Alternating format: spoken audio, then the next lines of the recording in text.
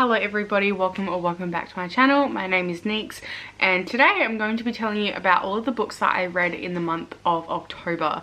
Now I read 10 books in total, which I am really happy with. I had 10 books on my TBR as well. Now not all of them were books that were on my TBR, but I did read 7 of the 10 books on my TBR at the beginning of the month, which I am really happy about.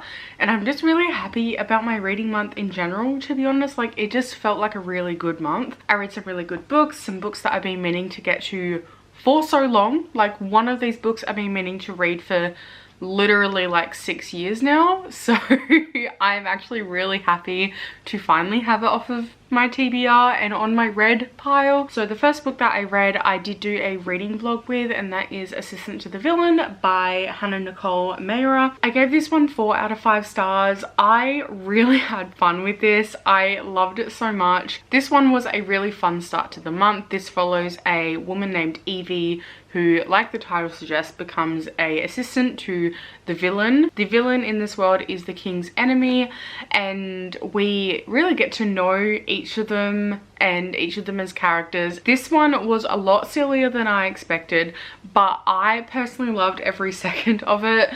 It is, I feel like, less heavy on like the spice. In fact, I don't think there's a single spicy scene in this book, but the actual like romance and the interactions between Evie and the villain were so good. I have my full thoughts in my vlog for this as well, but I thought it was just really fun, really well done. There's like even like a frog that holds up a little sign that has one word on it and reacts to the things going on around them.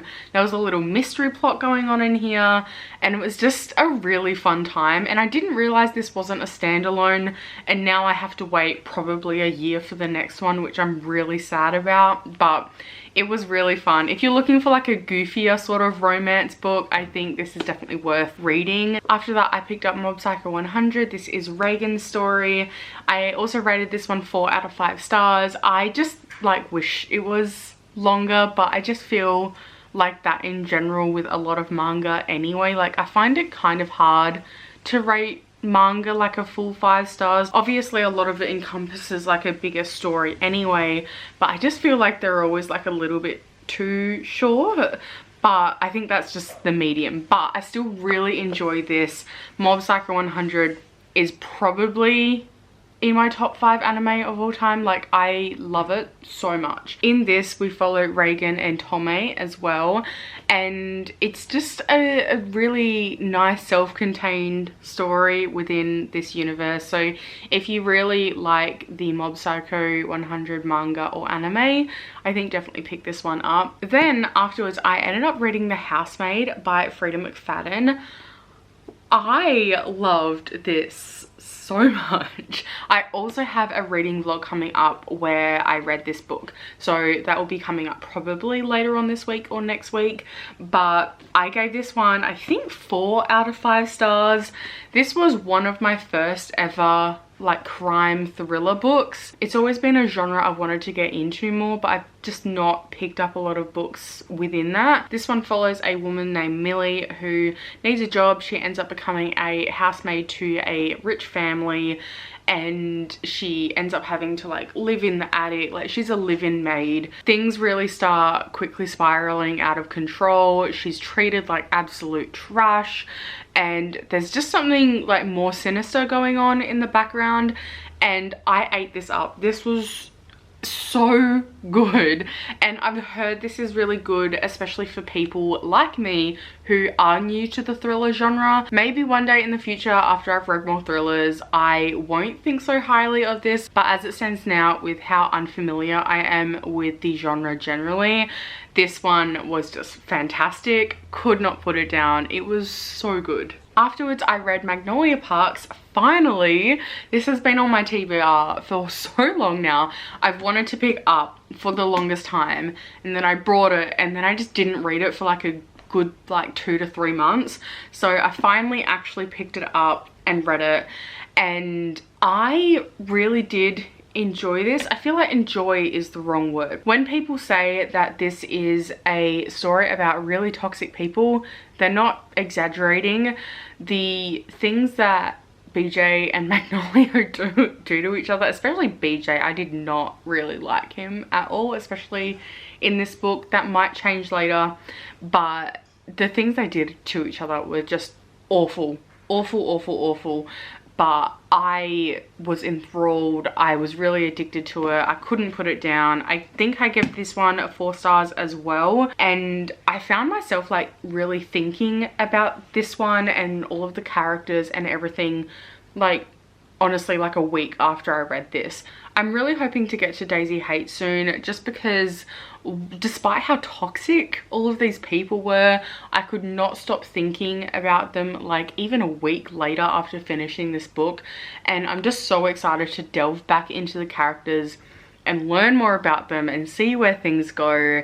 And they just, despite being like obscenely rich and like, I don't want to say they're like caricatures because they did feel really real, but it is really ridiculous with some aspects, but they still felt really real. And I kind of just want to know more about them and to know more about where they're going.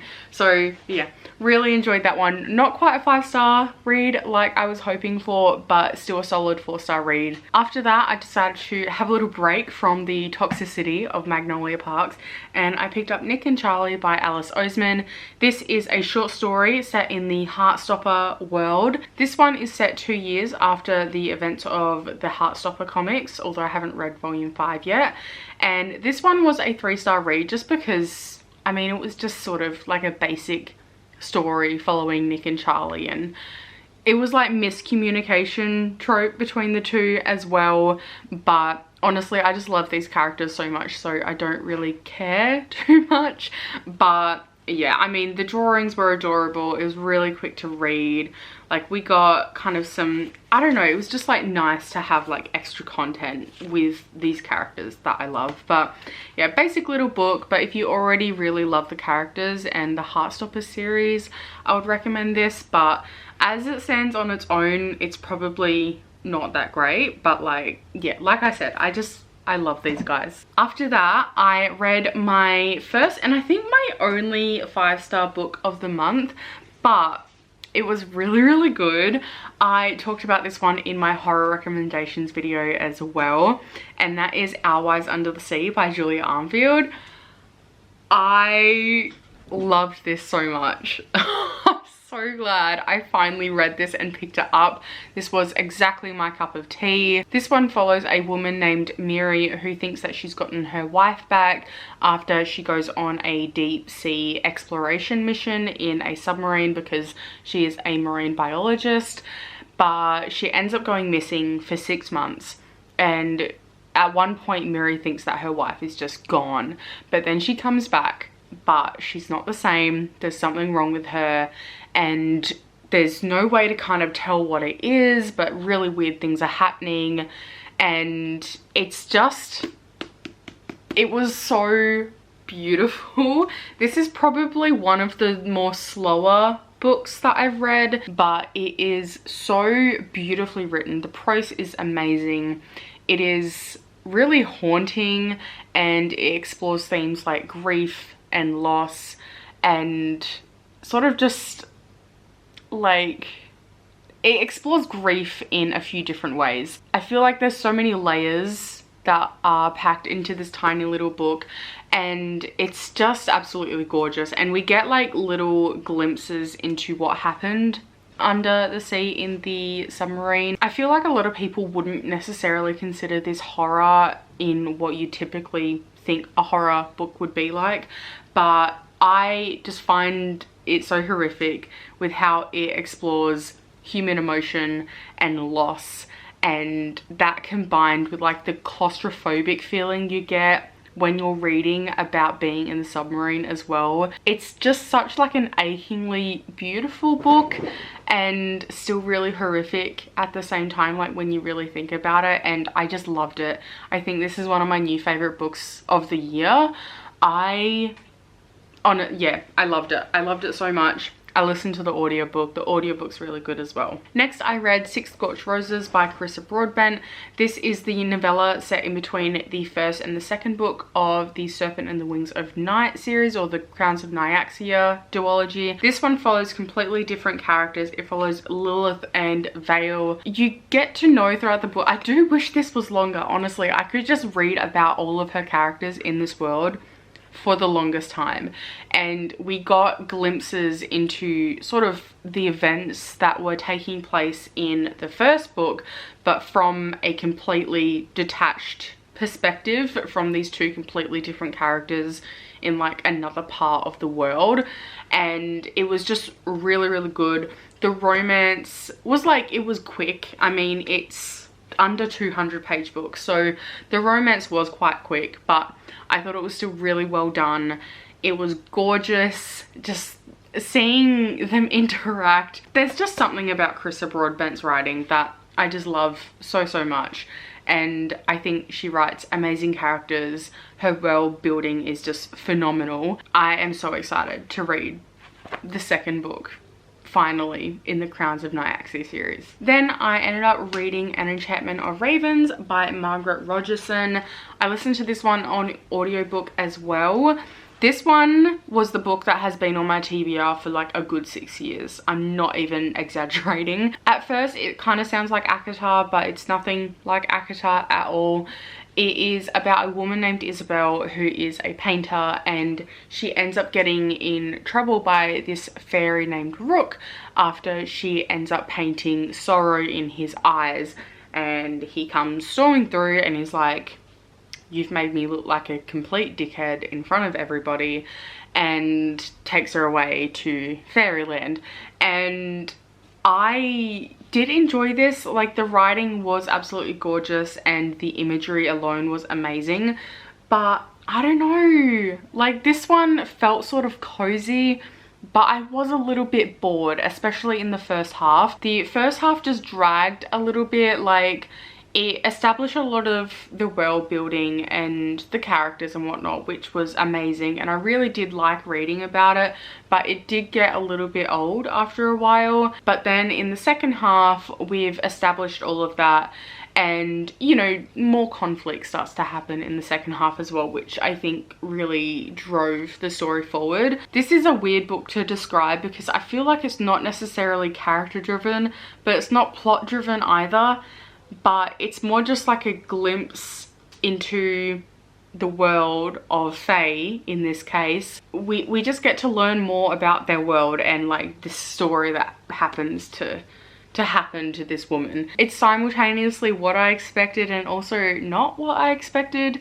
And I know that sounds really weird, but I'm really unsure with how to talk about this because it was a very strange reading experience for me. I gave it 3.5 out of 5 stars because I still did enjoy it. It just wasn't as good as I was hoping it to be. I had really high expectations for this one, and maybe that's what let it down for me. After that, I don't have the physical copy for this book, but I ended up reading the memoir of Britney Spears. I think it's called The Woman in Me, and I'm not going to give this one a rating. I'm not necessarily opposed to giving memoirs ratings, but this one feels a little bit weird just because it's obviously her story, which is horrific, and it has so many details that are just like absolutely awful about her life. And you know, we see the conservatorship and the Free Britney movement and her kind of trauma in the past as well. It was really great to just hear Britney's side of things as well, and to finally kind of hear it in her own words.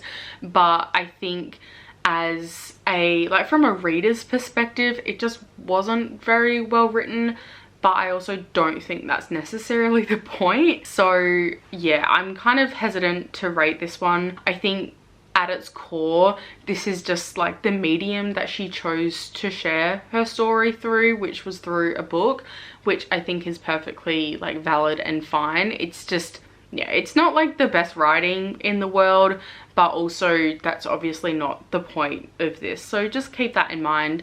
But I think it's still worth hearing her perspective and her side of the story of how things happened. And then I decided to pick up another graphic novel. It was Halloween month and I hadn't read a Junji Ito book in a while, so I picked up The Liminal Zone because it's been on my TBR for like maybe a year now. It's been sitting on my shelf unread for a while.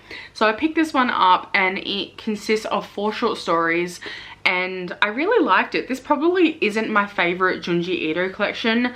I'm kind of tossing up between 3.5 and 4 stars. I feel like this is sort of like a 3.75 star book for me.